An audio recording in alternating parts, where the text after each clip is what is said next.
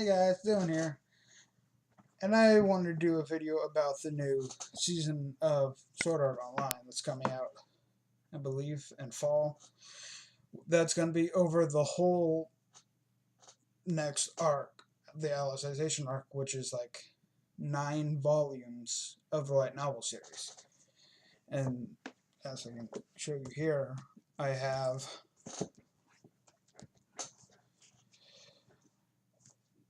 like barely, like just like maybe half of it right here.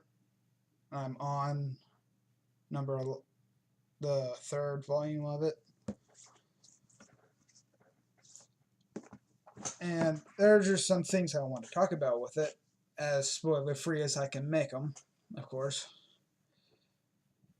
Because a lot of people say that this is their favorite arc in the light novels, and I actually would agree with them because it's been really good reading it, and of course.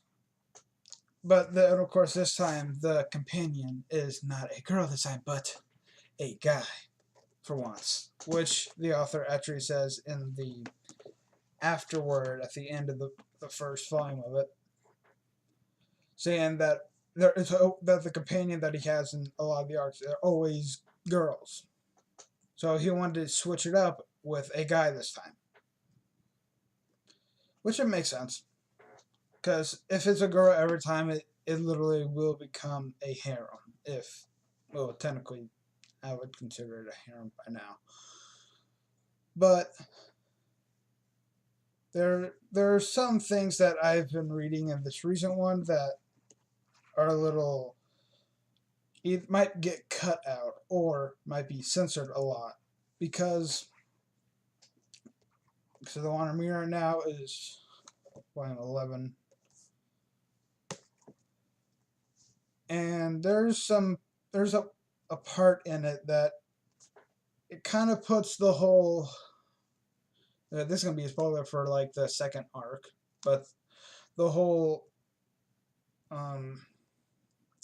Fairy King and Osnazine, I forgot his name, so I'm just calling him Fairy King, that he calls himself. He calls him Fairy King in the Alfheim arc. What he was doing to Asuna, it kind of puts that to shame. Well, at least in the light novel. And everyone knows the whole infamous chapter 16.5 of a sex scene between Kirito and Asuna in SAO. So, and this, let's just say the author Reki was able to word. Okay, I'm just gonna say it. It is basically an almost rape scene. Almost keyword there. I'm guessing that's key of how he was able to keep it in it and keep it going, to keep it being published. But it was like a very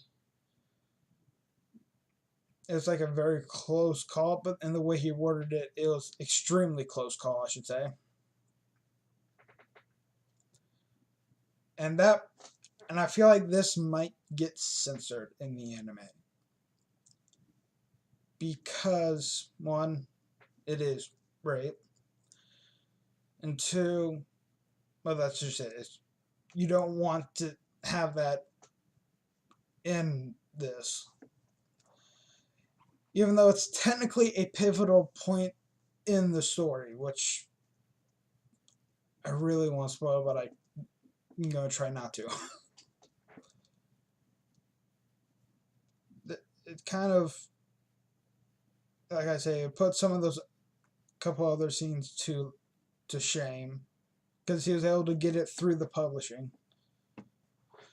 Unlike the 16.5, which I think he may have done it, may have written it before, and he had to cut that out, or it wasn't planned, and he just decided to write one himself afterwards as a fan fiction, even though it's him that wrote it, or No, him. I just wanted to say that there is a concern that some of this might get censored out, and some of this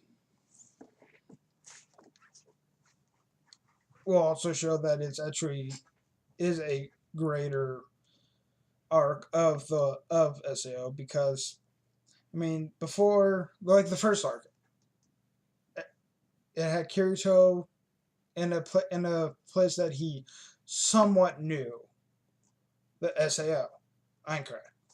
It was a place that he somewhat knew because he was a beta tester. Alfheim, he had no idea what he was doing, but he had someone to help him, so it's kind of like that. But this time, he it was like he literally started from the bottom. For once, he actually started from the bottom, and he did actually grow as a person in this new world he's in, the underworld, which that's not really a spoiler. Everyone will figure out that it's called the underworld. But he ends up but he ends up growing as a person in this world, because they're not considered called players. I'm not gonna say what they're called from other people in the volumes to keep it spoiler free. But that's what actually makes this one better than the other arcs, because the other arcs he had, besides Mother Rosario, he did have help, but he also had like help through the system, like in Alfheim. Kind of kept his stats a bit, some of his stats from SAO into Alfheim, and in Gungale, it kind of he transferred his own thing to that, so it kept some of those stats as well. So he was still helped through the system. This one, there was no help. He had to figure it out all by himself for this one time. And that's what makes this one actually better, because he, like I said, he's not this OP person in the very beginning like he was in the other arcs. He actually starts from the bottom. So I just want to give some of my thoughts out on what I think some concerns and some positives about this new arc from what I've read so far, because I'm not finished with it, obviously. But a lot of people say it's their favorite.